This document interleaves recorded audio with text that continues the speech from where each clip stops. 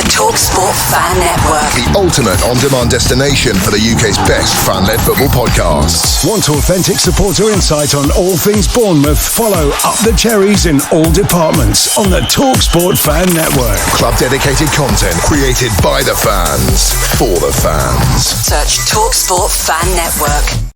Hello, Cherries fans, and hopefully some Northern Ireland fans as well. Today on Up the Cherries, I'm joined by not only our good friend Jonny Blair, who's helped me to comply the interview for today, but we are joined by former Cherry, Warren Feeney.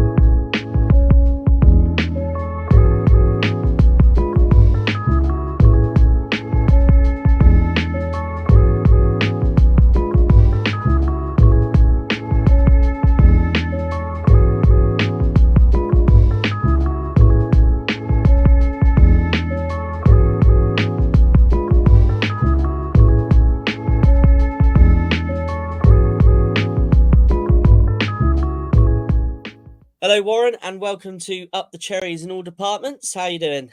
I'm very good, thank you. Very hot at this moment in time with where I am, but all good. Lovely. Well, let's get cracking anyway with a nice, easy question to start with. Mm-hmm. Who did you support growing up in Northern Ireland? I was a big Rangers fan. My local team was Linfield. But, you know, it'll tell you, people look Man United, Liverpool, it was rather Rangers Celtic, and I was a big Rangers man. Ah. And what about growing up? I know you're East Belfast, wasn't it, Warren? Yes. You're Ashfield boy. Ashfield, yes. Yep. Yeah, so what other teams did you play for before you moved across the water then? How did that sort of come about, you know, getting from Northern Ireland and then over to Leeds and all that? You know what, it was a team called Lisburn Youth I started at, and then I went to a club called St Andrews, who were probably the most successful boys club in the country. You had Keith Gillespie, Stevie Craig and Chris Brown, Steve Davis, all internationals, all come through this boys club, and I got scouted. I was going to Rangers, Man United, Chelsea every you know, like holiday, Easter, Halloween, Christmas, no time off. And I eventually picked Leeds, but it was just a scout one day. See me running around North Road with Strandtown. I'm called Joe Kincaid, and he seen me. And to be honest, I'll tell you the truth, I thought he was a man not to speak to. You can ask how cheeky I was to him, because he come up and asked me, he says, "Can I have a chat with you?" Kind of said, "You're good at football." And says, "Who are you, mister?" And a cheeky Belfast accent. But he went on to be the most, as I say, the most successful boys club in the country, and he run it. Ah. So as a player developing at various different age groups, was there any coaches that inspired you or gave you the confidence that you needed to become the player that you did? It's a good question, to be honest. Obviously, my dad had a big influence in my career, but working under managers, you know, and I keep telling this story to this day, whenever I always try and be honest with players whenever on the manager side of it, because I remember I scored 2 one day, and on the Tuesday night, I was left out, and you know me, I was a fiery character. The steam was coming out of my ears. So by the time the manager got into his room at his door, near kicked in. So he sat in his seat, and I went, "Gaffer, are you taking the effing piss out of me? You taking this, you taking that?" And he went, "Warren, sit down, please," in a broken accent. And he went, "What's your job?" And I went, "To score goals." And he says, "What's my job?" He goes, "To pick a team, an 11 that's going to win tonight." and I just thought to myself, he hit me right between the eyes. And the coach was Roberto Martinez. All right.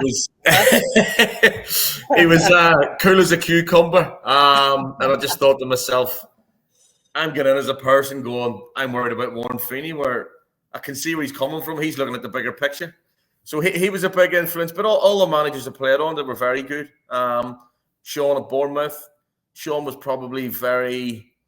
And I look back now, sometimes I think I was a nightmare to manage because he was very tactically aware, where I just loved to go and play five-a-side and get I needed a sweat on training. And but you know, I look back now, and obviously all the managers have took bits off what I've worked under and tried to mold them into myself. And what about when you did join Leeds? So was it you joined in as a youth, Warren? Just tell us a little bit about, you know, the transition from Northern Ireland over to Leeds, and how you got sort of into the Leeds youth team and how it developed from there. Very tough. As I said, Leeds and Blackburn were one of the only clubs to have their digs on the training ground, so all the boys were together. Because I hold my hands up, I got homesick. Right. And you know, Jonny, especially the boys from Northern Ireland, a lot of them come back at 18. Some don't even get past the first 6 months. Yeah. I'm not going to lie, it was very difficult. But the big thing for me, mate, it was that they had that academy where the 25, 26 all stayed in the training ground. And see, to be honest, the club, it was probably the best camaraderie I've ever been in my life. There's things now I could do for historical crimes. What happened to us? You know, you had your pros boots polished. You used to stand up and sing come Christmas to get your tip off your pros. It was brilliant. I loved it. And I look back now and thinking where Leeds were then in the Champions League. You had your Bowyers, Kuehls, Vidukas. You know, they were a very, very established, phenomenal force. And that's what made it easier for me going over. And as I said, there was about 15 Irish boys out of the 24. And, you know, we got home once every 6 weeks, but it was difficult. You're good friends with Harry Kuehl. Is there any other footballers, like top footballers, that you can call a friend? Yeah, well, I'm very, very close to Robbie Fer, the guy called God. Yeah, me and Robbie would speak. 3 times a week. Probably tried to ring him actually this morning. Right. But you know, it's strange. Look, you probably go away in football and you think there's 5 close friends that you would have, and obviously you've got teammates you play with, but they're the ones that, you know, if you do, you give them up and you go for a wee bit of ice and bounce off each other. And he was actually over in Belfast 2 weeks ago, doing a dinner. So. No, listen, they'd be the main two. But I try and stay in contact with everyone because, you know, the industry's like, as I said, even down Cherries, Carl Fletcher, speak to wee Fletch all the time. As with when you say wee Fletch, you're talking about Carl, right? Carl Fletcher, wee Fletch and Big Fletch. Yes, so you got Big Fletch and wee Fletch, yeah. Obviously, Perchy, my brother-in-law, you know, I touched base with him yesterday and, you know, let's see you drop Eddie in that a text, but Robbie would be and Harry would be the close ones. I don't know if you remember, Warren, but I met you on, like, obviously a few occasions down the years, but there was one at Layer Road in Colchester, and you were on the pitch with us boys after the game, and you were talking to Robbie Fer. He was at Cardiff with you, wasn't he? As well? Robbie was at Cardiff, yeah. He was at Cardiff. You were with him at 2 different clubs or only at Cardiff? Well, there's a funny story because whenever I was at Leeds, I was the boot boy for Jimmy Floyd Hasselbank. Right. Gary Kelly used to pay the players as boot boy a punts at the time. Remember the Irish punts? So we were all buzzing come Christmas going, there's your 250 punts plus £250. So I'm sitting there going, yes, Jimmy Floyd has paid player to club. We see a tip I'm going to get. And I mean, his boots were polished every day. I took credit. Come Christmas, he gave me a pair of Nikes 2 sizes too big. Right? So I thought to myself, fucking gangster here, isn't he? So what could I do as a pro? So obviously I'd left Leeds and Robbie Fer had come in as well just as I was leaving. So I signed for Cardiff. I was a pro. Jimmy Floyd Hasselbank came in, Robbie came in, and I remember this day, Sean Conley was a physio ex-player, and he goes, "Oh, well, how do you know Jimmy?" And I went, "Why?" And he goes, "Because he said he pointed you out on the pictures." And I went, "Jimmy?" I says, "I haven't forgot what he done to me 12 years ago." I says, "I can't wait to get him tomorrow." So he comes in. Obviously, I give him the full throttle. But in football terms, Robbie Fer, Jimmy Foyt, Hasselbank coming to Cardiff. Here's me. I need to get out of here and get playing because there were two big established superstars. So again, I wasn't want to sit on the bench. I needed to get out and get playing football. Yeah, just to go back to the Cherries, Warren. I just want to Robbie ruin my career. What, Robbie? Every club he comes at, I go. Sorry, go on there. Sorry, what were you going to ask? Well, at least he couldn't get in the Northern Ireland team, and neither could Jimmy Floyd. You know, it was only you, Healy, and Lafferty, the big three at that time. But going back to the Cherries, 2001, yes. I believe it was. Yes. How did the loan move actually come about? A lot of us may not actually know how that happened. You know what? It was actually quite funny because I was getting in. I got into the first team squad at Leeds twice, but I was playing with a hernia for 3 months.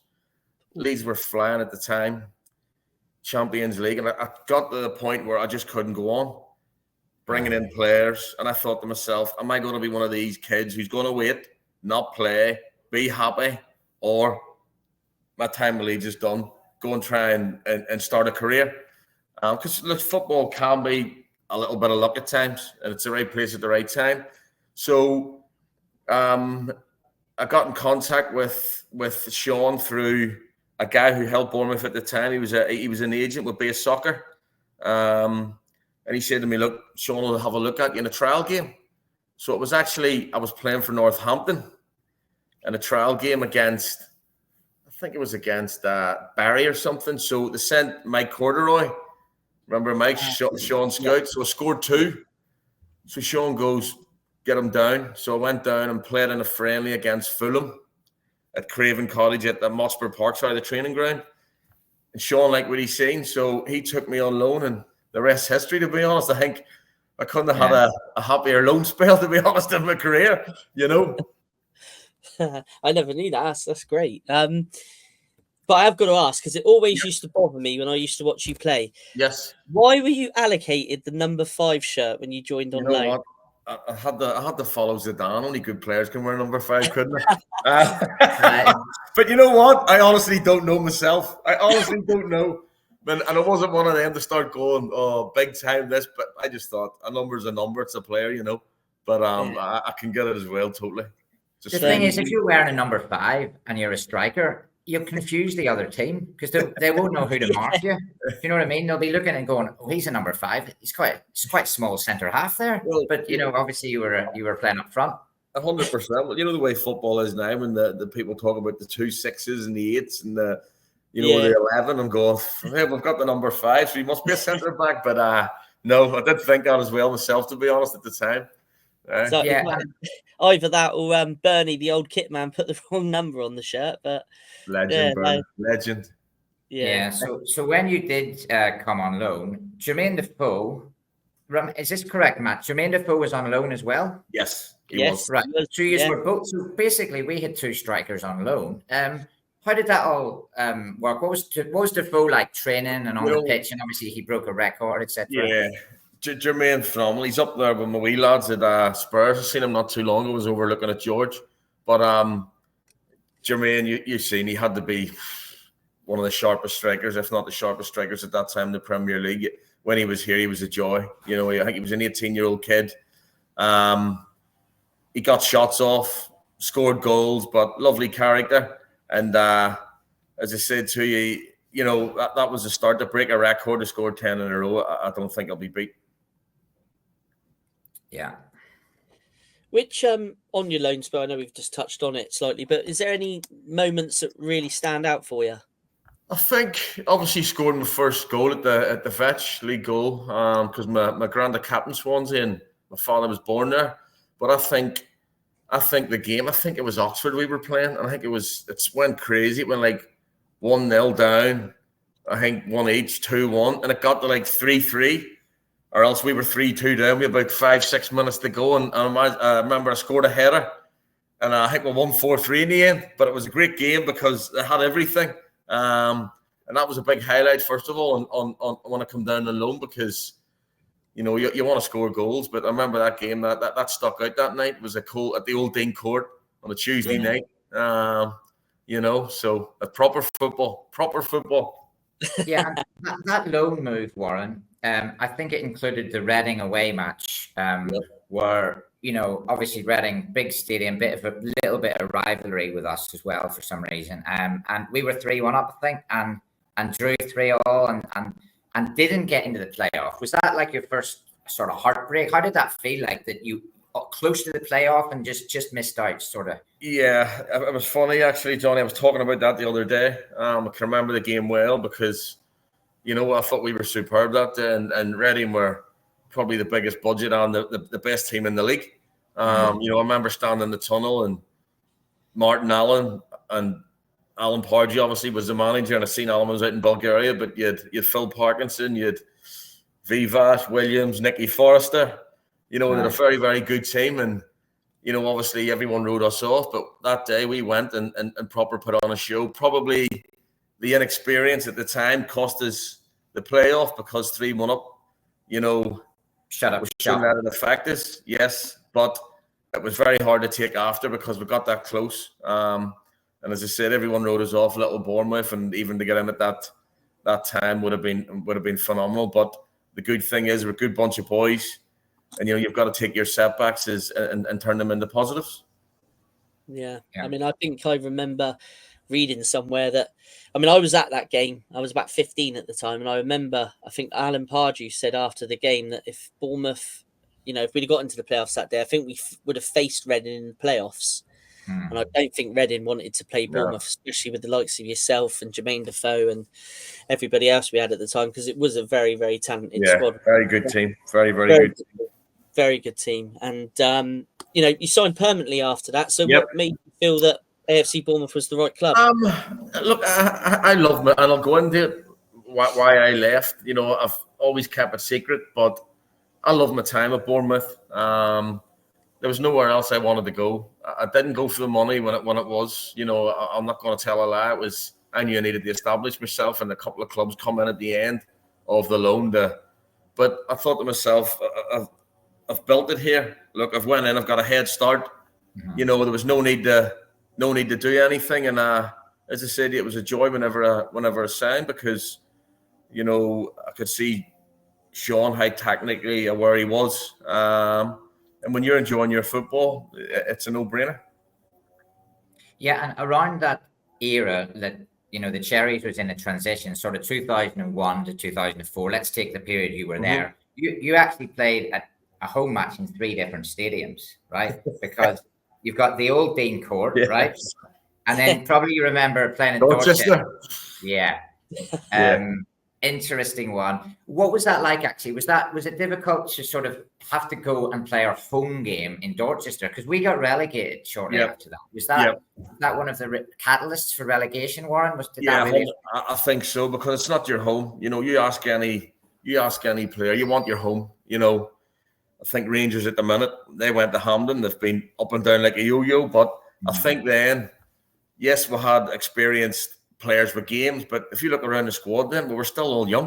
It was only Big Fletch, who was probably the eldest player. You know, all the rest were in around in age. And as I say, it just didn't feel every game was like an away game, because you were meeting, you were going having your pre-match together, where if you're at home, you'll be in your bed at 11:30, hit pre-match, go and get your shower, get your suit, head off, where everything was just, you felt constantly on the road. But saying that, when you get out in that pitch, you know, we shouldn't have let it slip. We shouldn't use it as a fact that put us relegated. But as I said, these things can't fall into it. We've touched on a few names that you played with, but who was your best mate at the club, and who would you room away with on away days? I was with, obviously, Big Dirty Combs, but he lived with me. But you know what, a good one, wee Fletch. Stocky, I still speak to Stocky, believe it or not. Yeah. He's still speak to Stocky, and then obviously Gareth O'Connor, Sean Meyer, Hughesy up at I lived with Hughesy for a while, and if you remember Amos, Amos.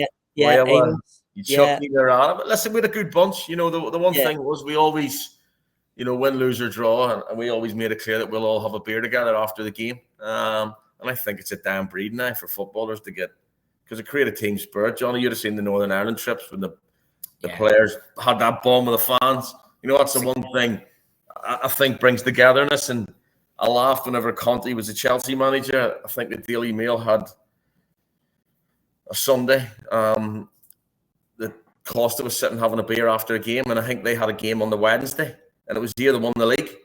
Right. And they're all going, oh, look at this here, the Premier League. I don't know, alcohol. He turned around, he goes, I give my players 2 beers after the games for the hydrate, because you know yourself, just get anything in your system. Yeah. We were big into team spirit that way, and I think I'm not saying to go and do it, but I think it's a damn breed now to go and get a player to come up to see the fans, have a chat with the fans, have a Coke, have a beer, and then go. You're too interested in their mobiles. Yeah, I mean, you know, I was mentioning to you before about Poland away, when Northern Ireland played Poland away. I met you and a few of the other Northern Ireland players, obviously in Warsaw that time. And Keith Gillespie and Andy Smith just came in and had a pint with all the boys after the game. And we just lost 1-0. We were unlucky, but there was no distance between the fans and the players. It was just like, come and have a drink. Unlucky boys, you know, and they were just talking away to us. So, yeah, you missed that. You definitely missed that camaraderie. 100%. 100%. It's a damn breed for me now in football, as long as it's managed. Yeah, but do you try and instill it as, you know, now that you're a manager, do you you really like that dressing room? 100%. I always say to my players, nothing's personal. But I want, remember, it's a bit of a siege gang mentality. I like, you know, at the end of the day, even going across water as a kid, and I said this to my son now, I said, yes, but you've got to be that one person to stand out. I class them as work colleagues. They're my mates, but they're also my work colleagues. They can be my mates after that 90 minutes. You know, we're there to win, we're there to do a job. And I think that's what I like, that bond. I like that togetherness where you can, if you get them, you know, I can trust you. And I think it's team spirit's a massive thing. Yeah, and just to go through the 4 sort of, you were at Bournemouth basically for 4 seasons, if you include the loan spell. So what I've noticed about those 4 seasons is none of it was boring, right? So the first season, we had the push for the playoff. Yep. Second season, unfortunately, you know, moved grounds and then got relegated. Yep. But the third season, Warren, that's the one I thought I'd ask you about. I think you made 14 starts. I've got the stats up here. 14 starts, 16 sub-appearances, 8 goals, but injury hit and missed the playoff final. So tell us a bit about that season and the sadness of not actually playing in the final. I got come back pre-season. I think I broke my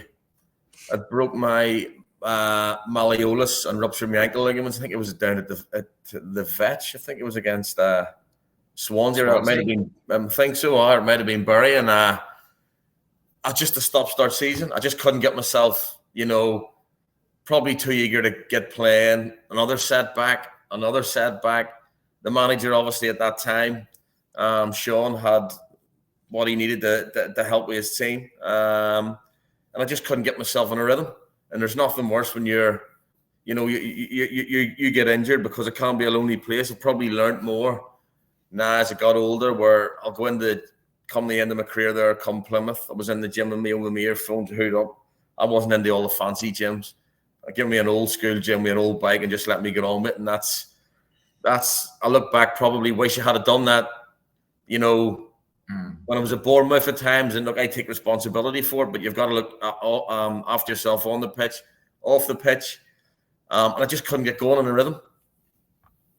Yeah, but you were there at Cardiff, you know, when the boys got promoted. I mean, you know, it must have been still a good feeling. Great feeling. I said it was great. I can still remember this day with old Bernie, as you mentioned there, we used to have a fun thing of pulling his trousers down. We didn't expect it. No. But it was a great day for the club. Look, and you look at it now and you go, personally, I would have loved to have played, but, you know, it's about the club, the boys that went out, and what a performance to put on. And as I said, because it was getting relegated, it was very tough. no one wants it. I still say to players, you don't want it in your CVs. But it's how you respond. And you look at some clubs, they're always stuck with relegation, stuck with relegated players. The manager always told me try and sign players who are in around the top or have been promoted, and he always look at it. So it was a big day for us, but great for the club to give us that. Did you get a medal, Warren? Did they give you a medal? Yes. Did you get a medal? Yeah. Got a medal. Yes. Yeah.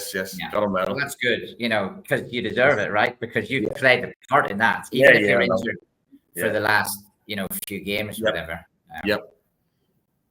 So no, you keep your medals. That's what I said. Yeah, I'm a big believer. And I go on, and I think it gets caught up a little bit with these people say want Champions League football, and I listened to Roy Keane not long ago, and I thought it's absolutely spot on. He's saying one of the managers says I want to finish in the top 4 to get the Champions League, and Roy Keane says I want a medal. I don't like people who disrespect the cups. You're in a cup to win the cup. If I'm a player, I want to come 10 years and show my children, say there's a medal for winning. I don't want, I played in the Champions League. I want silverware. And it winds me up a little bit when these, and I know the squads and the games, but you're in for pre-season. They've got the money, get fit. I want a cup, and that's just the way I was brought up. I want a medal.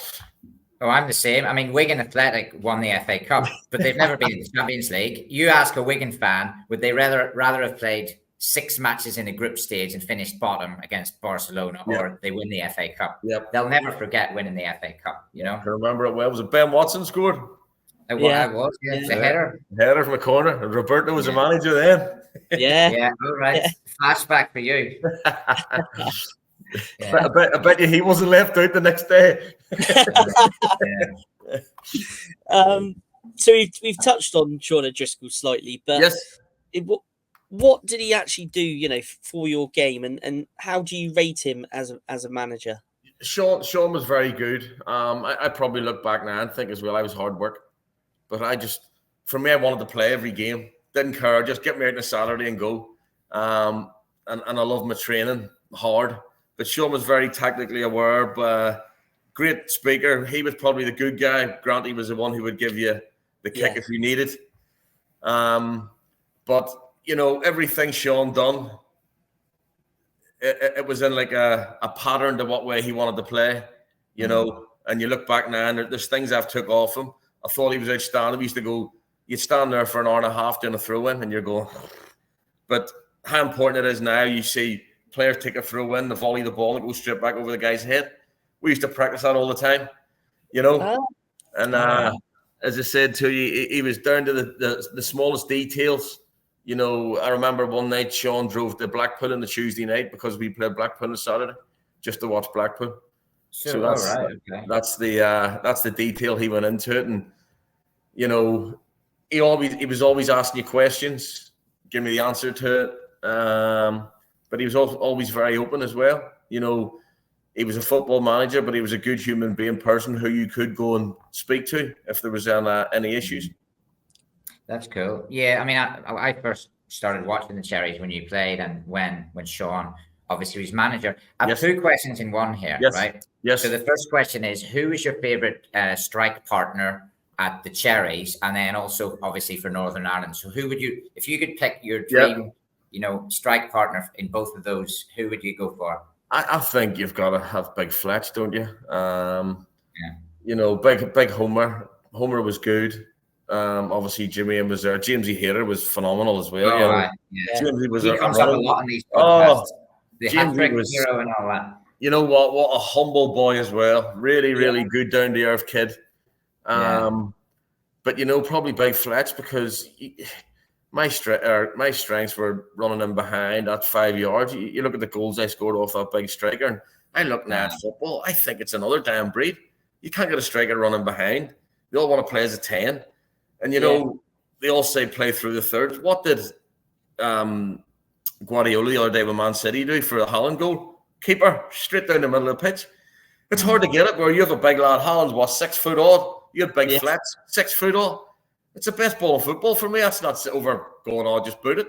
But it was a joy to play with because he occupied people. And you always knew if he gets on that flick on, it's my job to get onto it. Yeah, there's actually a really good goal that he scored. You can watch it back.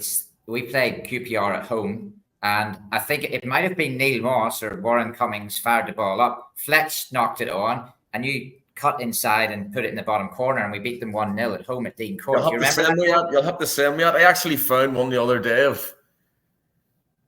up at Chesterfield, and I forgot I'd done it. I was flicking through YouTube, and it was one. I think that the guy kicked it. It might have been Carl Broadhurst, kicked it long. I took it in the chest and turned the 18-yard box and volleyed straight into the bottom corner. Not sure I've seen that. We'll have to check that one out. Yeah. So it was a funny one. It was classic Fletch and Feeney. You'll have to send them over to me because they always, I send them to my son because it's always nice to watch. I remember the one Fletch set me up at Peterborough away. I think he won the header and I got him behind the defence and scored. But no, it's some great times. There was a few against Ruston and Diamonds. Yes. That we actually, if you're a Rusted and Diamonds fan, I don't think that they would like you because if you remember, we were 1-0 down at home. You scored the 2, we beat them 2-1, and then you hit the nail in the relegation coffin that year as well. You scored at Neen Park, I believe. Yep, yeah, that's correct. Yeah, it was a top. I think Jamesy scored it to me. I remember them goals well. Actually, I think it was Marcus Browning passed it into me. I turned and hit it off the post, and then the second was from a corner. A flick on at the front post. But so I was a sub that day. Sean never played me that day. He brought me on. That's right, super sub. Yeah. I don't know whether this was a privilege, but you had the privilege to be in the squad with the Joker Warren Cummings. Yes. Have you got any funny stories from him or any of the others in that? You had to watch with Warren. You didn't know what. Actually, I'm trying to think when I spoke to him. He's actually calmed down there, believe it or not. But Warren was crazy. You'd have been in your socks, would have been cut. You'd have been putting your hand in your wash bag. There'd be stuff in your wash bag. On the team coaches, you'd just get on the team coach and you'd be sitting there with no clothes on. And you'd have to pull him back to stop and get off the coach. You'd just walk into so he wouldn't go into the service stations. But he was he certainly was a joker, believe me, and that's probably a couple of his later stories because he does have a few severe ones. Yeah, but, it was good. Scotland. Sorry, it was good camaraderie in that sport. Scotland. Yes. Yeah, I wanted to ask you about the international breaks because when you were at Dean Court at the Cherries, we had quite a few internationals actually that people might have forgotten that we had. What was the Faroe Islands international? Yeah, Klaus Jørgensen. Obviously, was he Danish? Klaus was Danish. He was Danish, yeah. But he was capped by the Faroes. Yes, I think so. Yeah.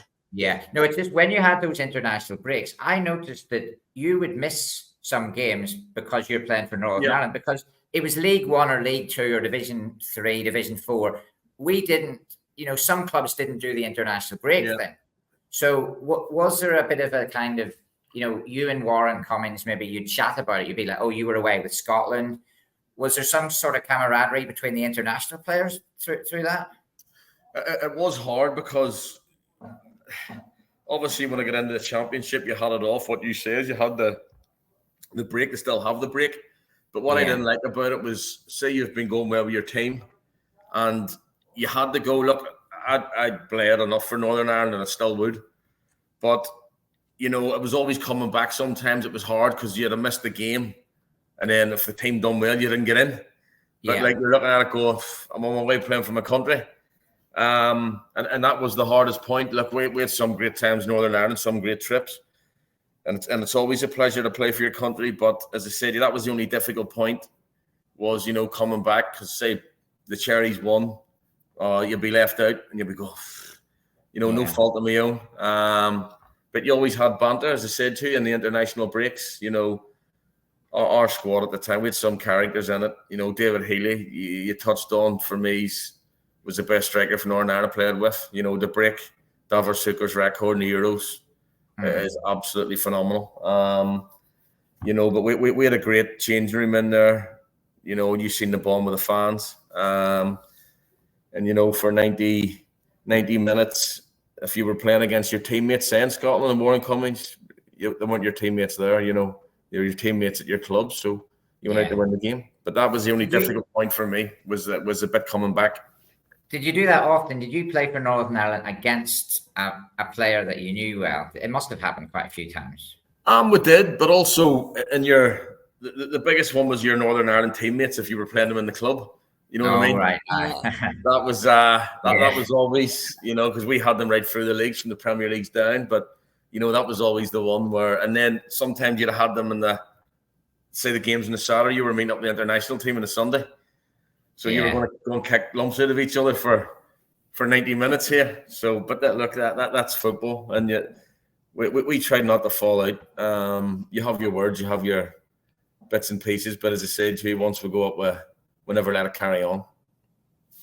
Yeah. I don't know if you want to answer this one. You might not want to, but best player you played with at AFC Bournemouth? Most talented? I think the best. I'll tell you what, I think that's a very good question. I think the best is you've probably got to look at Carl Fletcher or Richard Hughes. I thought in the middle of that pitch. Stocky was a very good player, but I think in the middle of that pitch, Fusey was very composed. Him and Fletch, bunched off each other. It's a good question, but I'd probably say one of them two would have been the best for me. Yeah. And little Gareth O'Connor had magic. Yeah. Gaz could have turned the game on a sixpence, but I think consistently, there were two lovely footballers, Carl and Richard. Yeah, there was a great team in those days. I remember Wade Elliott as well. That midfield that you had behind you with Stocky and Fletch, wee Fletch, and then obviously Hater and Holmesy, as you've mentioned. Was so you actually roomed with Holmesy, but he was also your rival to get on the team. 100%, and he lived with me, and as I said, but look, he knew what his game was about. I knew what my game was about. And we tried not to look. We have a job to do. We get paid to do it, and obviously you got to be the best in training because the manager can only pick so many. And look, we clashed more playing the PlayStation, so we did in the flat than we did in the football club. What about in the changing room then at Bournemouth? Who would have been the sort of loudmouth, the biggest voice? Was it you, or were there some vocal voice? I was a nightmare, being honest. I didn't like getting beat, but we're all the same. But I was vocal in there. Gareth O'Connor was vocal. Wee Fletch was vocal, the captain. Eddie, but at times Stocky. But at times I just hated getting beat. When I'd been the loudest in there, demanding. Did you think Eddie Howe would go on to achieve what he's done? You know what, Eddie? Yes, because he was very like Sean. Right. Obviously with Tyndall, I didn't see Jason. Being honest, I didn't see Jason doing what he would go on to be. But I definitely seen Eddie. Eddie was very a thinker about things, and as I said, he's always on the end of the phone. I phoned him a couple of times in Bulgaria for a wee bit of advice. But I definitely thought he could do what he was in that mold of Sean O'Driscoll. You could see him, everything he was taking in, the way he was, and the way after he coached, you could see he would go on to do, and he's doing phenomenal. Look, it's difficult at the minute for him because you don't want to hear what's going on with the director of football. There seems to be a wee bit of, bad blood there. I think of what I've read in the press. But look, he deserves everything what Eddie's done. It's phenomenal. And as I say, what he done with the Cherries will never be done ever again. From being their youth the whole way up to the first team, he's a saint for the football club. Yeah. Absolutely. We've touched on Russian and Diamonds, haven't we? So your spell at Bournemouth, how would you sum it up as a whole? You know what? I was sad I left because I didn't want to leave. And obviously a couple of clubs come in for me, but I didn't want to be the highest paid player in the club. But you could see every year, I think it was only 3 of us won the Player of the Years. Me, I think, Wee Fletch and Ted McDougall. I asked for a little bit more money, but not where the top earner was, nowhere near. And that's where it all broke down, you know. Right. And it was sad because, look, we had a good team at the time. And, you know, as I said, I'm not a greedy person, but I just wanted that little bit on parity. Like, say, the top three's there. I wanted to be in the next bracket. And unfortunately, it never comes. So I had to go and look at it. And as I said to you, it was sad because I've still got a house down there, you know, of big friends. Good, always look out for the results. And as I said, I love my time there. Yeah, and it's Stockport, wasn't it? I went to Stockport. It was funny because they had a bit of money behind them at the time, and they were tipped for promotion. That totally went the other way. You know, totally went the other way for some reason. Couldn't get going, but fortunate enough, I think I hit 17 goals in 30 games, and this is what gets me a little bit about football. You know, 5 clubs come in for me on deadline day, and Luton were going into the championship that time. I think we needed the win down at Bournemouth that season that we won the league. I think it was 1-0. We won the Luton. I was at that game. Yeah. I turned down more money in League One to go to the championship with Luton because I wanted to test myself. And this is where I look at now. You'll get players in League Two, and I know there's big earners in the top 3, where there's no desire. And people can say get as much money as you can, but if you back yourself to get to there, the money's going to come there. You know, and I just question the desire. And as I said, that's got to move on. And I just wanted to test myself in the championship. I'll tell you what I've got here. I've got a few facts about you, Warren, based on Stockport, Luton and Cherries. Yes. The first one is, well, let's see if you can answer this. Do you know who your last match was for the Cherries, who it was against? I'm going to take a gamble for the Cherries, who it was against. Yeah.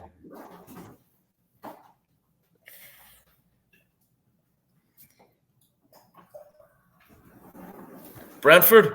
No, it was Stockport, ironically, at home. Yeah. We drew 0-0 at home to Stockport. And I think Gareth O'Connor ran the show, but we couldn't put the ball in the net. My fault. That's my fault. That's the first one. The other one is, did you know that the season before you joined Luton, you scored against them twice? Did you know that? Yes, because I tell you what, it was a side footer at Kenilworth Road with the blue kit. It's a nice wee one in the corner, bottom corner. Great wee goal, yeah. I remember that. Oh, I didn't know I scored against them twice. Yeah, I remember the game.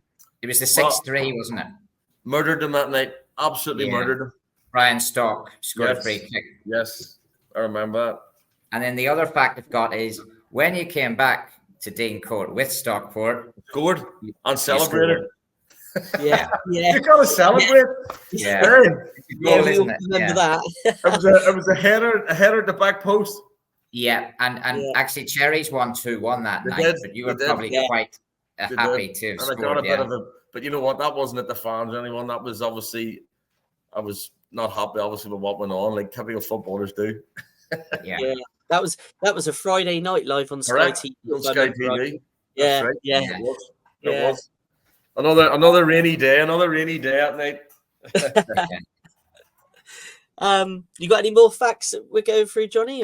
What we'll do is, if you go to question 23 on there, you can ask that one. You carry on with those. They're the Northern Ireland ones. Okay, so this is a long question. It's more like, so basically we're looking at the Feeneys, right? This is your whole family thing. Yes. So Jim Feeney is your grandfather. Yes. He had 2 caps. Yeah. Obviously Warren Feeney Senior, your dad, scored a cap, scored in his only cap, yeah. Mm-hmm. And then you 5 goals in 46 caps, I believe. What about George? Now, this could be a controversial question here because I know that George has played. So your son has played for Northern Ireland and Wales, right? Yes. But if he plays for Northern Ireland at full level, you'll be the first ever family that has 4 generations to be full level cap for Northern Ireland. So tell us a bit, like, how proud are you of that family heritage, the Feeneys, and what's the future for George here? It's funny, my granddad actually played for Republic and it was all one name. So he's it's a lovely strip he's got with a leaf of the shamrock and like a rugby. So he played twice. My father was in the squad 5 times, and he played once. And the person he replaced was a guy called George Best. So, so you can imagine that he never got off the bench again after Bestie was back. You know, so, and then obviously with myself, but George was born in Wales. He's represented Northern Ireland under 17s. It's where he's happy. He's made his decision, which I can't say at this moment, Johnny, but I think you'll probably be happy. That's all I can say. You'll probably be a happy man.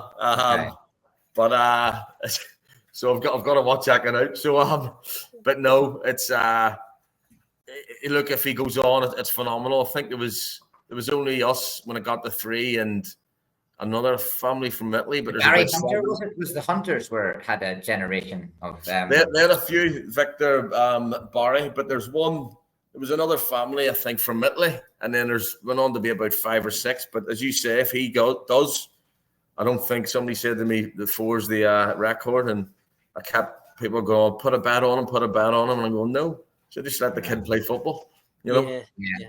Well, there was a bet on a Bournemouth player, Harry Wilson. Yes. Bournemouth player. Yes. That his granddad put on money that he would be capped for Wales. He got a lot of money, didn't he? Out of that. Good player as well. Yeah. No. Just staying with George for a second, if we can. Obviously, he's involved with a Premier League club now, and their youth set up at Spurs, I believe, if I'm not mistaken. Yep. Would you ever advise him to make a move to like a League One club to build his career in a similar way to you did when you came on loan from Leeds? What? It's actually funny because I'd actually offered him the Cherries 2 years ago. And me and wee Flats were talking about it, and the guy in charge at the time, I don't know who it was, never got back to me. So, you know, because I always, as I say, I just said, look, I'm not one of them to push my kids, but I said, there's other people looking at him. If you want to have a look, he's there. But yeah, you know, he's went into a great club, George, but I'm totally with that. You know, it goes back to desire. I've said if he's not and around the teams, and Spurs have let a lot of the players go on loan, which I think's good because they'll just get wasted away. You know, I did look at it, and there was a lot of clubs come in for him: Palace, Brentford, Forest, Brighton, West Ham. But you know, I'm going. Do we go Derby? Do we look at something lower, or do you look at, you know, to try and get him in quickly? But at the end of the day, if you're good enough, you're old enough, and he'll get there. Yeah. So, as I said, Spurs was a great club for him. He's really enjoying it. And the good thing is he's played men's football with me. And look, I wasn't one of them to put him in, but he was scoring goals in our reserves at 15 when I was at Glentoran. And my assistant manager come to me at the time and goes, listen, you've got to play your kid. And I went, nah, no chance. And he goes, well, you're playing 2 other 17-year-olds. One went to Sunderland and sold. I said, I'm not doing it. He says, but just because he's your son. I said, he's good enough at this time for me. Yeah, and I thought I put him in, and the rest history he was. To be fair, the kid, he's just got that wee bit of grit, that wee bit of desire to go, and doesn't care who he plays against. Yeah, you know, typical Northern Irish mentality, Johnny. That's it. Yeah, fair play. Johnny, do you want to take the next 2, mate? Because they're yeah, there's a bit of more of my factual stuff because I do a bit of, you know, I like to have a look at the sort of geek facts, if you like. But Warren, maybe you don't even know that you're in a very unique group of players, right? And what it is you have scored a league goal in the 4 UK countries, right? Oh. So what I've put Linfield here. You've scored in Northern Ireland in the league for Linfield. You scored for Swansea and Cardiff, or both, whatever that's in Wales. Obviously Dundee United you were up at, weren't you, in Scotland? Yes. And plenty of goals in England for obviously the Cherries, Luton, what have you. So did you know that that's a very unique record? You've scored in the 4 UK countries. No, I didn't. But when you think of it, you're bang on the button. I know I played in the 4 countries in the UK, but good facts, you're like Marshall Gillespie, Johnny. Oh yeah, well I know Marshall. Yeah, him and I did a few interviews down the years actually. But the other thing about this is George Best isn't actually in that group because George never scored for a league team in Northern Ireland. Wow. So there you go. He did Hibs in Scotland, and I think he might have been at Swansea or someone in Wales for a bit. But he's got the 3 countries. John McClelland, yep, ex-Northern Ireland, played for Leeds United Leeds, as well. Yes. And he was up at Rangers for a bit, yes. Yeah, he's a bit of a legend at Rangers, and he won the league title in England when he was in Leeds. So he's done the 4 countries, and there are a few random players from like Scotland, Wales, and England that have had a spell in the Irish League and done it. I don't have the full list, Warren, but that's a nice little thing for you to say. Like, that's good. So all 4 UK countries, bang, he scored in them all. Right, and I'll do the next question. Oh no, actually, that question had a part. There was a part that I forgot to ask you there. Is there a record that you're particularly proud of? Maybe there's a record that you know about that we don't know about you. So is there a record you're proud of? I think probably just you touched on as being the 3rd generation of the one family to represent my country. I think it's a massive thing. But also, you know, I remember my dad said to me, "Oh, I used to wind me up. I've got one cap." So whenever I had 2 caps, it was good to get back at him now. So yeah, he gave me a lot of stick for it, a lot of stick. But I think representing your country at 3rd generation's a very good one. But everything else, no, you're the man for the records. You remind me. Yeah, and of course you had 46 caps. Is that right? 46. 46 caps. So if George gets to 47 at some point, you know, he's got a lot to do. He'd be lucky to get one. You're right. It's harder now, isn't it? Very hard. Yeah. So this is a Northern Ireland question then. Yep. There's a player that some people might have heard of him, Cristiano Ronaldo. Have you heard of that guy? Yes. Yeah. Played against him. Yeah. But in that match, I believe that Warren Feeney scored, but Cristiano Ronaldo didn't score. Do you remember that match, November 2005? I remember. I do very much so. Ronaldo run down the wing, crossed the ball in, and Stevie Craig put it in the net. Right. And my one was I had a header from a free kick and glanced it into the roof of the net. Yeah. I remember it well because I had a good Barney with Carvalho after, and I carried on into a nightclub. Oh, right. Carvalho, yeah. Yes, he wouldn't swap shirts. And he was a bit disrespectful. So I was just telling the boys here about it the other night. He was a bit disrespectful. So obviously knowing me, you know what I'm like, and throw a bone to throw a bone to the dog, or he'll go. And I went, so I carried on. I seen him in the nightclub after. So in Belfast. Yeah, he was in Thompson's. Right. Oh yeah, Thompson's. Yeah, I know it. It was funny because he Aaron Hughes and Stevie Davis were at Fulham at the time, and obviously remember the boy Bo Morte. Oh, I Lewis Bo Morte, yeah. So he said, "Come on out." They were out, so obviously it took some of the players into Thompson's garage, and look who it was when I walked in. So you know, there was more words said there than anyone seen in the pitch. Believe me. What about Stevie Robinson? Because he did some of his career is similar to yours. He was at Bournemouth as well. Yep. You know, people remember him at Dean Court, played for Northern Ireland, and has gone into management. So, are you in touch with Stevie as well? Oh, well, I speak to Stevie. Look, I've known him well. He's doing a great job as well where he is at St Mirren. But another one, as I say, he's come in under Michael in the IFA, done his work. Probably took off what he's done off other managers. And add wee little bits to it, but he's been through the system in the IFA, went into club football, and he's a very successful manager. Yeah, and with that Ronaldo situation, is it, you know, if you had the Ronaldo or Messi, or, you know, was Cristiano Ronaldo, was he the best player you've played against, or not? You know what? That's a good question. We were talking about this the other day. I was a big Ronaldo fan until I played against Messi, and all right. Messi was. When was that one? When was that match? Guardiola used to bring Barcelona over to St Andrews for 2 weeks pre-season. Our training ground at Dundee United was at St Andrews, so they played us in Hibs. So the first half team was Henry up front with David Villa. You had Marquez, Maxwell, Alves, Busquets, and we were 1-1. We were 1-1 at half time, and Messi came on and scored a hat trick in 10 minutes, and they beat us 5-1. And when you say low sense of gravity and the ball stuck to his foot, believe me, it stuck to his foot. He was riding tackles. He was using his body, your body, just to get round you. He was phenomenal. Was that in a friendly, Warren? What game was that? Was that like a random behind? Yeah, that was a pre-season. No, Guardiola brought his team over to Scotland for 2 weeks, so we played them in a pre-season at our pitch. And we had a good look, nowhere near Barcelona, but we had a very good Dundee United team that year. No, Rangers Celtic never beat us home and away all year. And as I said, so he brought them over for 2 weeks in a camp, and they played us and Hibs. And they beat us 5-1. He scored a hat trick. Brilliant. You didn't swap shirts. I couldn't catch him. Yeah. There we go. I think, Matt, you can ask the next one. There's a few Cherries questions on there. Yeah.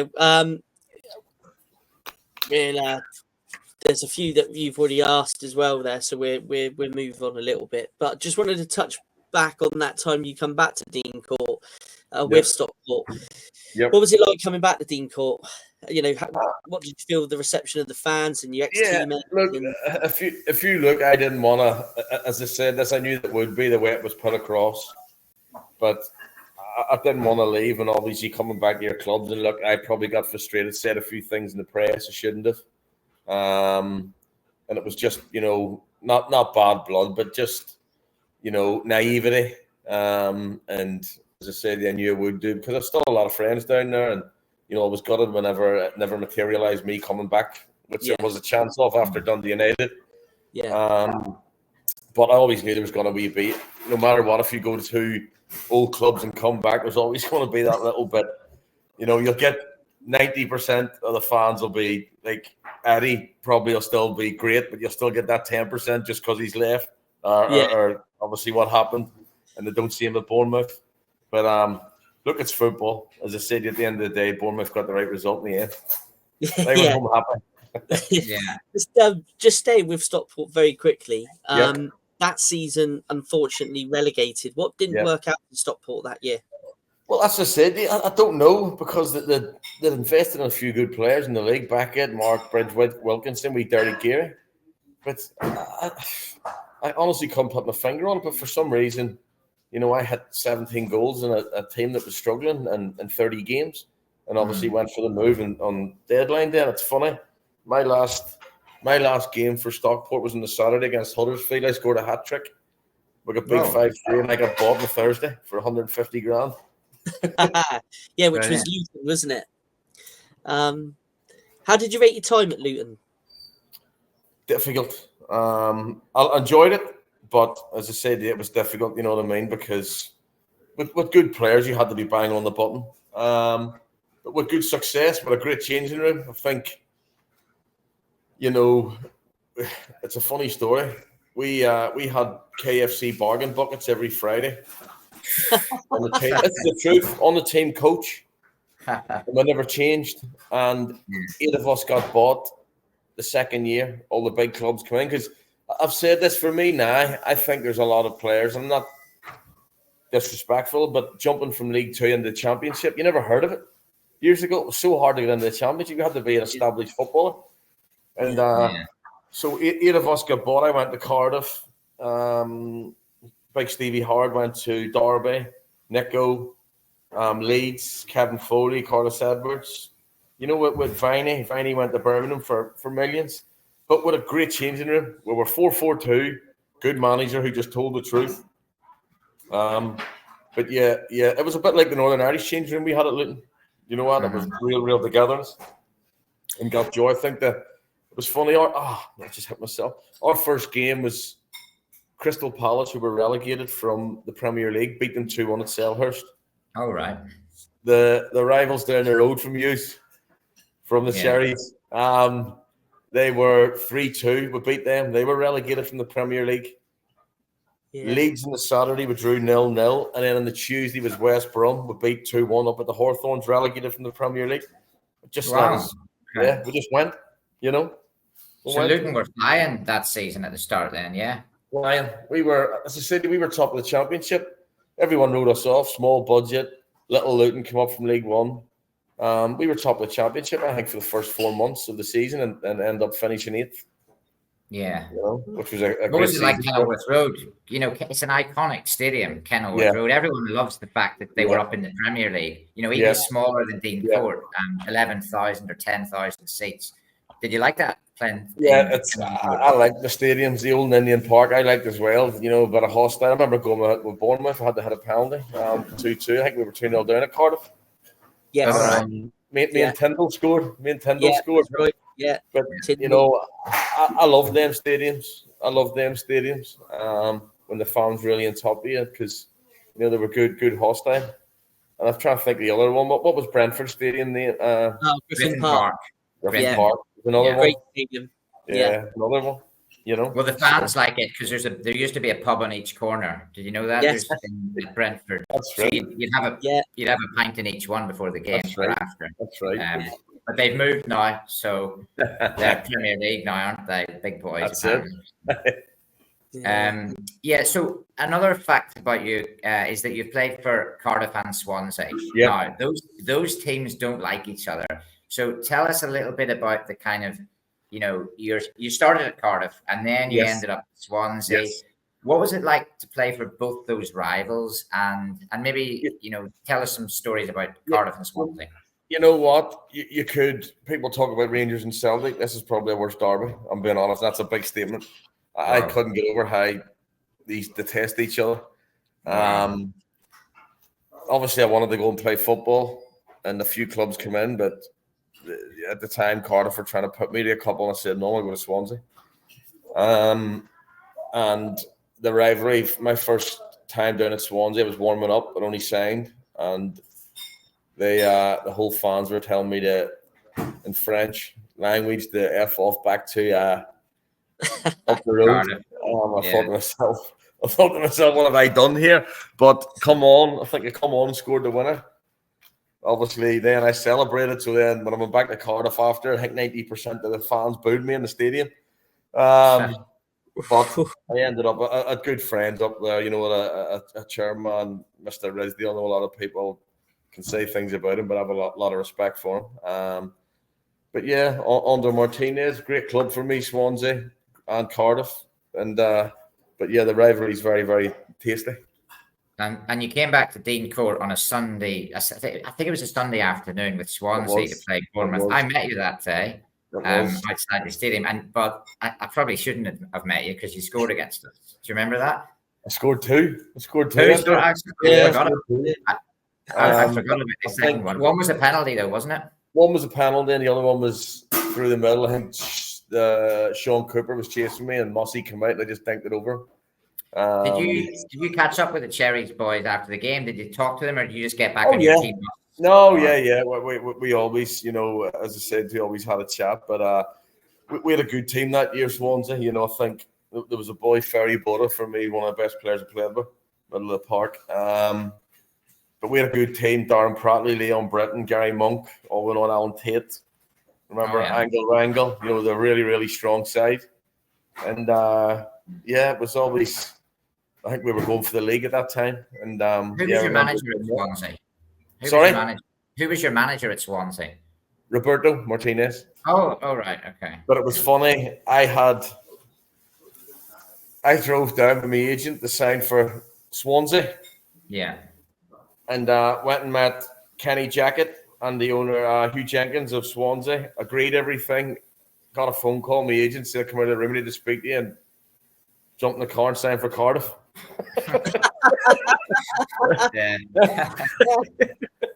how mad football was. But it's great to see Kenny. Kenny's the director of football now at Gillingham. I'll speak to his son, and obviously Hugh's getting at Newport. But that's just football. Warren, I just want to take you to Scotland for a wee minute here. So obviously you mentioned earlier you're a Rangers fan. You've obviously got a bit of a connection. The Ulster Scots thing anyway. We've always had a wee connection with Scotland. Tell us about Dundee United and what was it like for the first time playing in Scotland for a club there? What was it like? You know what? Everyone knew, obviously, me being a big Rangers man. So I thought to myself, great, get up here every Sunday. There's no firm I'm going to be at the Rangers game. But no, look, I wanted to go up and play in the Premier League up there. Craig Levein had heard good things about him. And I must admit, the pre-season probably the hardest pre-season I've ever done in my life. I mean, he ran you until you were sick, but I felt it's probably the fittest I've ever been in my career. You know, we were going into games feeling like robots. No one could touch us. I mean that. And Rangers Celtic, obviously, as touched on earlier, never beat us all year. And the funny thing was, so people knew I was a Rangers man. I used to go to every Rangers game. I could do footballer, Rangers, Feeney, Rangers in the press. Yeah. So the funny story was, I remember the bit I said, look, let's turn Windsor Park into a mini Ibrox for Arthur Borch, because I'd been playing up there against them. Oh, I was at that match. Yeah. Well, you know, so what happened, obviously, back page of the Sun up there in Scotland, I was getting death threats from Celtic fans. Everything, it was chaos. If you go on YouTube, you'll see a couple of the songs that just sung about me.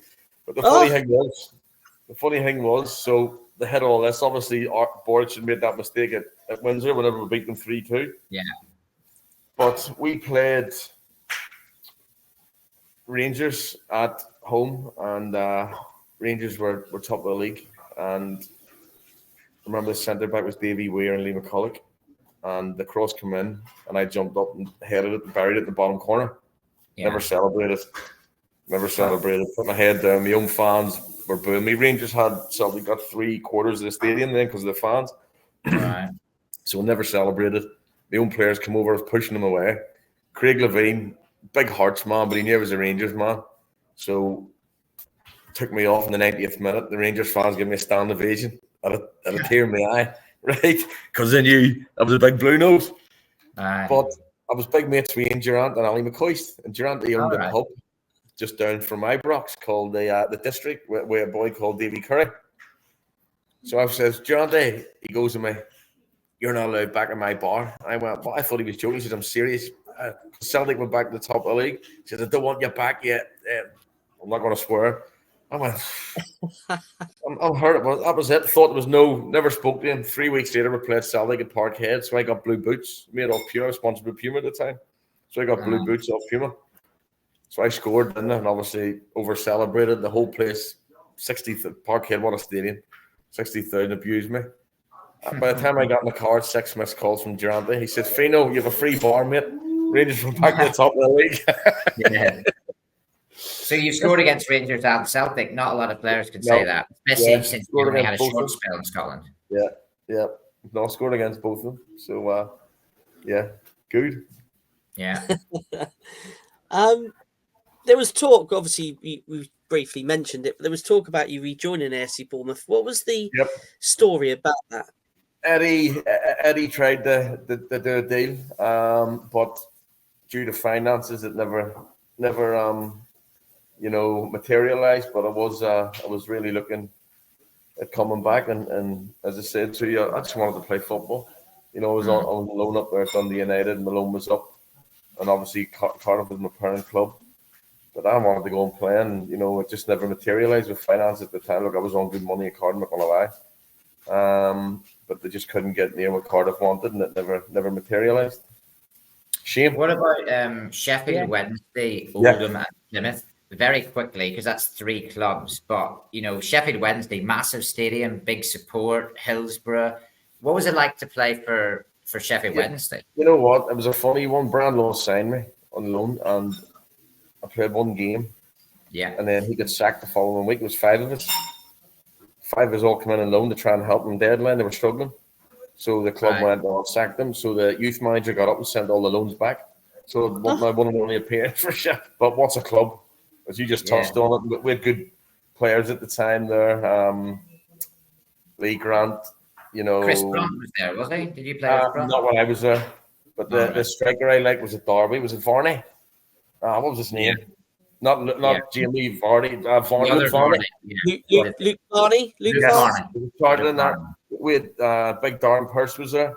So we had good players at that time, and great club. Oldham for me was difficult. I didn't enjoy my time there. I just couldn't get going. And I wanted to get down. I always went down to Plymouth as an ex-player or with the Cherries.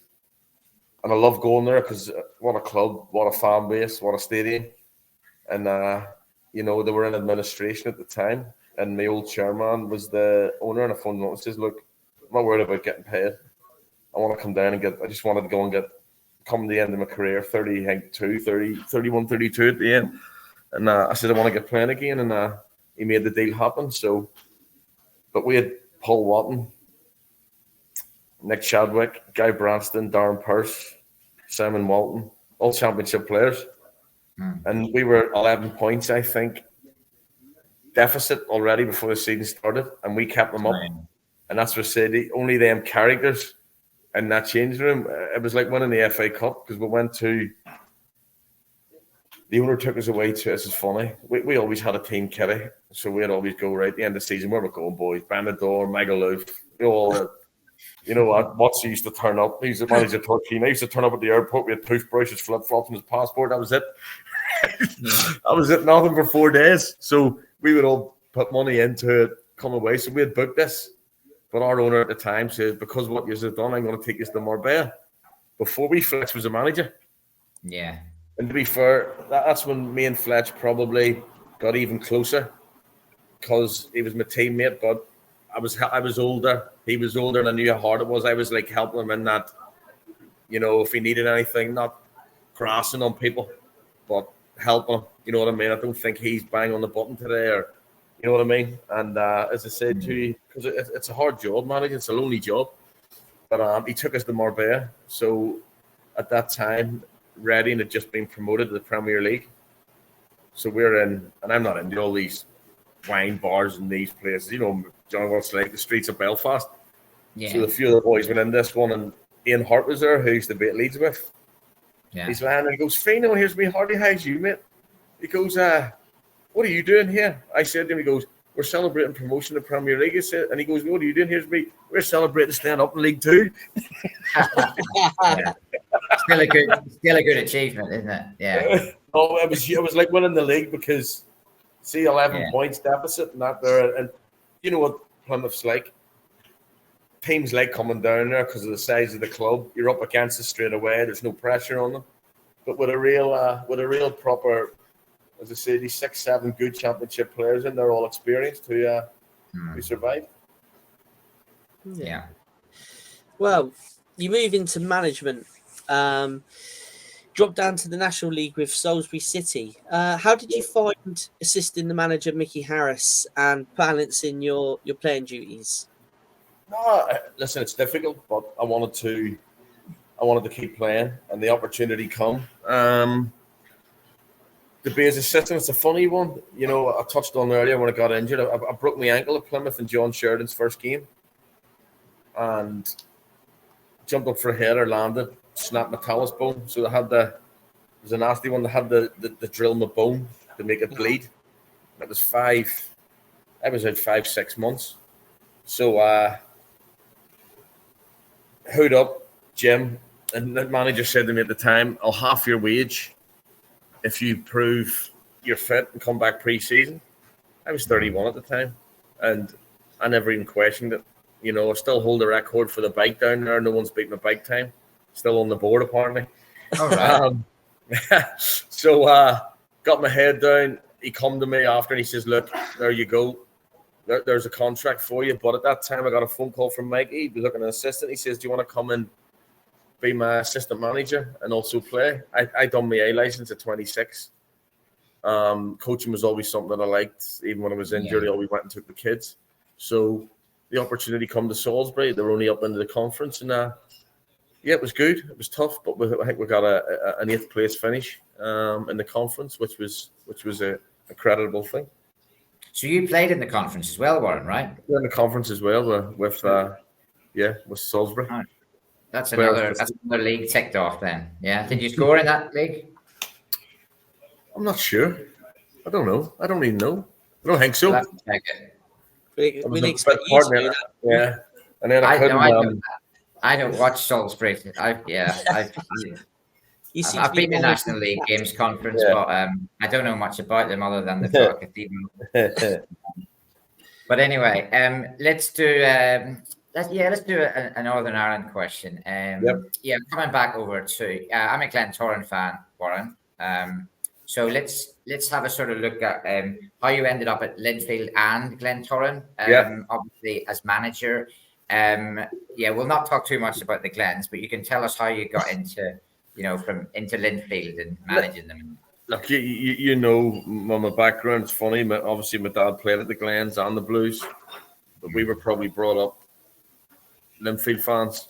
And obviously the opportunity come to manage him, which I did. I knew they hadn't won the league in 3 years. You know, it needed coming in after big shoes, David Jeffrey. I needed a turnover. You know, finished second in the first year and left. I think we were 5 points clear after the first 11 games in the league.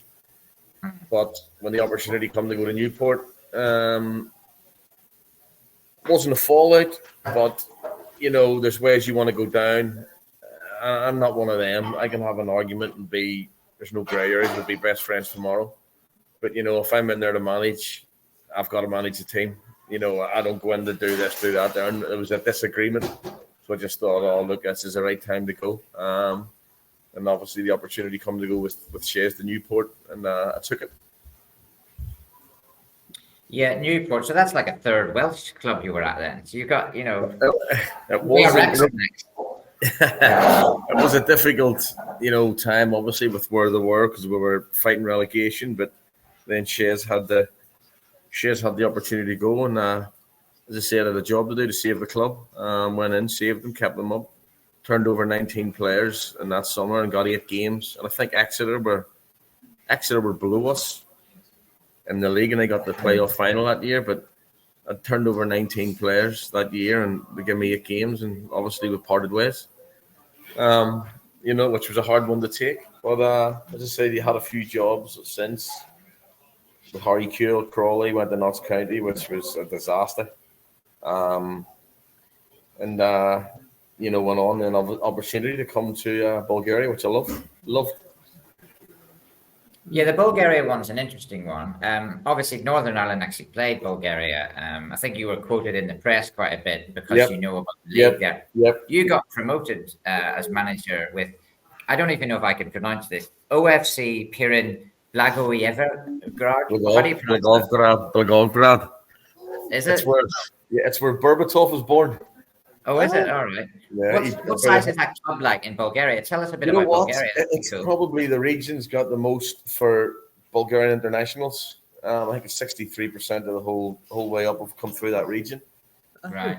I got the phone call about it, and I thought, Bulgaria? I was there 20 years ago on a pre-season trip, and it wasn't my cup of tea, but I says, look, I'll speak to them. So it was Emirates Wealth owned the club, and there was about 5 that were speaking to. It was a guy, Graham Warren. But I went over, couldn't believe the setup, loved it, good. Looked at the players and thought, kept them up. But I said I want to build my own team now. So I started looking around players who had played outside Bulgaria. And it's funny, I had players at 180 games PSV, Fulham, Dynamo Moscow. They were top players. And I went in one day into the room and I said, where's Manolef? In the toilet bus. And I walked in, I smelled smoke everywhere. Couldn't even see it. It was like walking into a nightclub. And the guy was on the smoking a cigarette. And this, like, you've probably seen it in Poland, Rakia, they have it with salads, like moonshine, like potching back home. Well, this is like a local drink. So I said, Stanislav, are you? He said, boss, don't worry, I will win you the league. He did. He was 36, didn't need the money, owned half the city, and he was that every day in training. I mean, and loved it. Got promoted, and to be honest, it was a difficult one because when I won the league, you're getting into the league now where Ludogorets budget's 90 million, I think. You have the 2 big CSK, Levski, different ball game. But it was difficult out there because I had a great relationship with the owner. But I had people that around it didn't like me because I was British, wanted to bring their own. And it was very political. And I just thought, look, I need to get out of here. And, at that time, there was a lot of hype about me. I think me and Graham Potter were the only 2 British managers to go across and win a league title in Europe. All right. And that's why. But you speak to chairman over here, and they don't want to know. It's good on the CV. You know, just stick it on the CV as well as scoring in 4 UK countries. Yeah. Yeah, that's honestly, and that's a difficult thing. Where you know what, I'm always honest. I don't, I'm not one of these who was brought up, as I said, to ex-player, but I find it hard at times. Now some don't even want to entertain it. But I went out there, where the managers have learned on. And as I say, it was a great experience. I changed all the times we train, all the food. Like we were in hotels every Friday night for home games. I said, no, get your own beds. Found resistance against it. Changed all the menus. The pre-match was, you'll laugh, salad, spaghetti, chicken and potatoes, and then chocolate cake. This is before the game. Yeah. And I had to change all that. And then the training times, they were full time. They trained at night because of heat. I went, nope. I said, we're training at 10 o'clock in the morning. And you get a day off. A day off's unheard of. I said, you get your Wednesday off. And the ones who played outside the country loved it because they'd seen it. But see, in there, they were like, no, this British coach is coming in here doing this, doing that. And but I won the and Pier have never won the league. They've never won the league. So that was history made. And I think they've just been relegated. Yeah. Matt, do you want to ask another one here? Yeah, that's fine. Yeah. Welling United, you had a spell there as well, yes, I believe. Yes. You know what? Took it on. They'll probably be calling me the new Tony Pulis. I got a phone call. I'd come home from obviously Bulgaria and was doing nothing. I got a phone call from the chairman. There was Mark Goldberg, and they were minus, I think, 3 points with 10 games to go. And he said, "Look, can you come in and keep us up?" Me knowing me, going, "Yeah, why not? Let's do it." Went in, kept them up with, I think, a game or 2 games to go. And it was difficult. I think they'd been on a streak of, I think they'd lost, 12 in the spin. They'd won 1 in 18. So they were right. But it just come in, typical, this is what we're going to do, organised, put the ball there, needs must, kept them up, and then built a team next year, give them their half finished in 5 years from scratch. And then obviously the opportunity come to go to Glentoran. And I knew, for me, looking at Glentoran, what people say is bang on the button from the outside. Jonny, you're a fan. The finances you hear. But, I'm not nailing players there, but it's got to be done right. You've got to bring, no matter if you've played across the water in 50 games, you've got to bring the right characters in. Glentoran has to be competing for leagues, cups. I signed 2 players in there and took them to the first final in 3 years, which I know you look at Loune. Loune won the County Antrim Shield, the same shield. And the rest of history, they went on, bang, bang, bang, bang. Now in the Europa, which is phenomenal. So I knew they needed to start get this mentality of Glentoran back, which needed to be silverware. And obviously had a semi-final against Linfield. Beat Linfield one night. Probably people say it was the best Glentoran performance for about 10 years. I think we beat them 4-0. If you'd have watched it, remember the Friday night game? It would have been 10. Yeah. And the chance of a semi-final coming up, and for some reason, it's their decision, but it was difficult with the fans. Look, I don't think they ever forgive my background with Linfield, but from a footballer's point of view, I'm in there to do a job. There's no one wanted Glentoran to win that league more than me. As I say, I'm a professional, but as I say, everyone's got their own ideas. Yeah, no, it's a good perspective on it because the Swansea Cardiff thing, and then your Glentoran and Linfield. It's fans are always going to have I don't do things in halves, me. Yeah, yeah. Well, at least you haven't gone to that other team on the south coast. The Scummers, yeah. Oh yes, You've never been there, so Plymouth's not as bad, yeah. Just a wee question about Northern Ireland here. So forgive me for this, but when I'm looking back at your career, international level for Northern Ireland, you were on the pitch when we beat England 1-0. Yes. When we beat Spain 3-2. Yep. Sweden 2-1. Were you playing that game? Denmark, you scored one of the goals against Denmark. Yes. What was that, sorry, Warren? 4 stitches here by head from that night. Which one? Sweden, big Melborg hit me an elbow right here in the Did he? Oh, yeah. Well, we beat them. We beat them 2-1. He scored 2. Oh, screamers. He scored an absolute screamer that night, David Healy. So just on that, we got some really great results in those days. And when you look back on it, the first group that we almost qualified through, we had Spain and Sweden qualified above us. But in that group, we'd beaten Spain, Sweden, and Denmark all at home, drew away in Denmark, drew away in Sweden. How on earth did we not qualify for the Euros that year? You know what? I think was Iceland in it as well.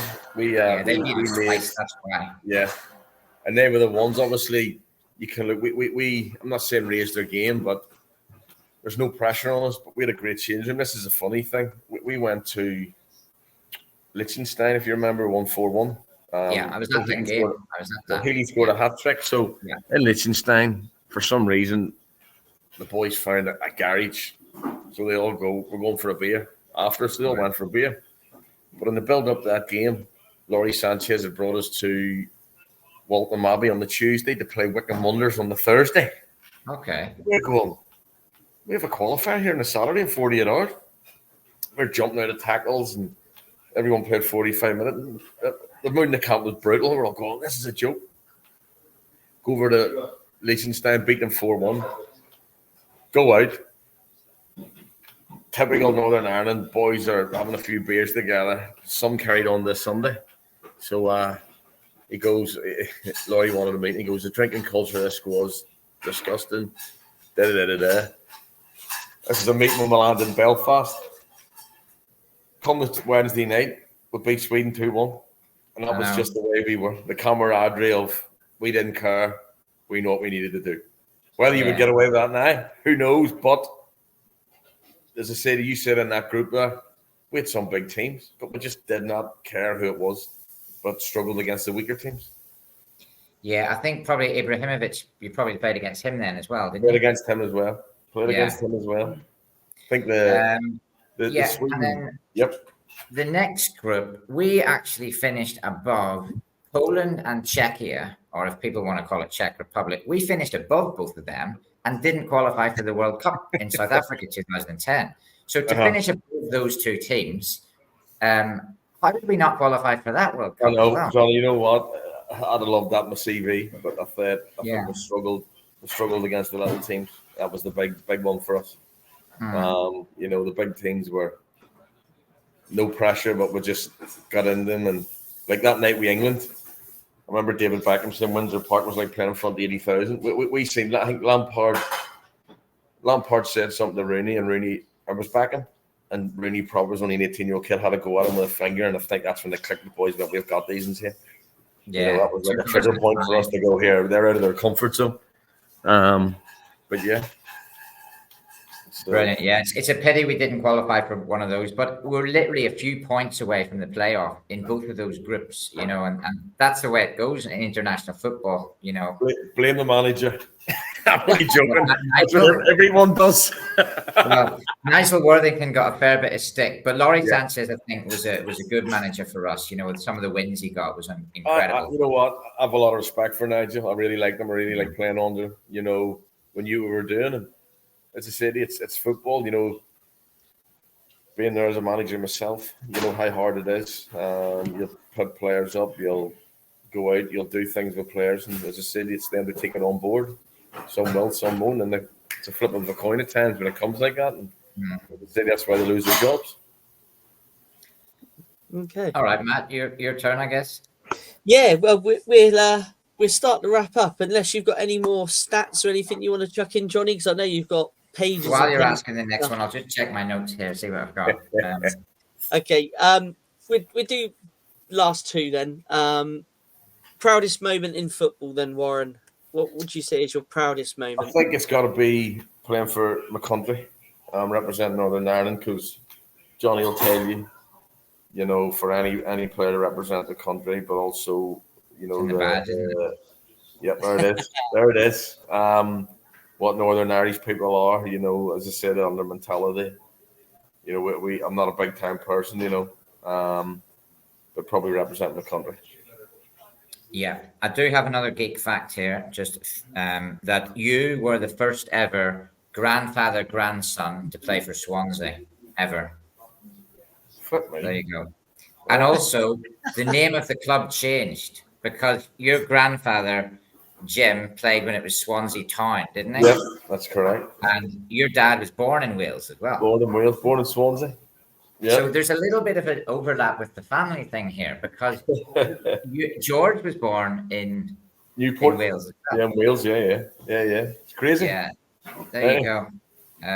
So yeah, that's all my geek facts. That's all your geek facts. Yeah, perfect. Okay. I tell you what, it's been fascinating what you've brought to this interview, Jonny. It's been great. But Warren, one last question. Yes. How would you sum up your playing career as a whole, and what does the future hold for Warren Feeney? My playing career, I've no regrets at all. To play over 500 games and right down from to being a Premier League club, but over 100 games in the Championship's a massive thing for me. Majority of my career has been spent even in League One, in the games internationally, and as I said, you have no regrets whatsoever. Obviously you have some letdowns, obviously with injuries, and it was going back to Leeds to field the medical. You've got to take that on the chin, with my hip. But I've no regrets. Met great people, great friends. Been to some great countries, and in the future now, obviously you still, want to get back in and manage. But I'm enjoying my time with soccer universities here at this moment, which I love. I've no rush to do anything. I don't want to do anything. It's a new experience for me, and it's working with the right people and trustworthy people. And that's what Matt's got here with, he gave me the phone call there, and he's been after me for years, but he gave me the phone call and I thought, I want to go. So I've been out here with the players, coaching the players, and I'm enjoying it. Good stuff. Good stuff. Yeah, no, it's been a privilege to have you on, Warren. It's been a great chat this evening, and thanks to you, Jonny, as well for joining us and helping me compile the questions. But thank you very much, Warren. It's, no problem. Anytime, give me a shout. Yeah, catch up with you next time. Yes, no problem. You take care. Cheers, Warren. See ya. See you later, mate. Thank you. Bye-bye. Cheers. Bye. Hope you enjoyed that as much as Jonny and I did today. A big thank you again to Jonny for helping me comply the questions and for all his Northern Ireland knowledge and all his facts about Warren. And a big thank you to Warren Feeney for giving up his time to join us and give us that fantastic interview. Don't forget, on the channel, on Up Cherries in all departments, we do have some interviews with other players as well, from the Premier League era, in the likes of Charlie Daniels, Steve Cook, obviously club legend Steve Fletcher, as well as players from the 70s like David Stocks, and other players from the era when Warren was playing, in the likes of Carl Broadhurst and Danny Thomas. So do check them out on the channel. But all that is to say for now is thank you for watching. Up the Cherries, and see you soon. The Talksport Fan Network. The ultimate on-demand destination for the UK's best fan-led football podcasts. Want authentic supporter insight on all things Bournemouth? Follow Up the Cherries in all departments on the Talksport Fan Network. Club-dedicated content created by the fans, for the fans. Search Talksport Fan Network.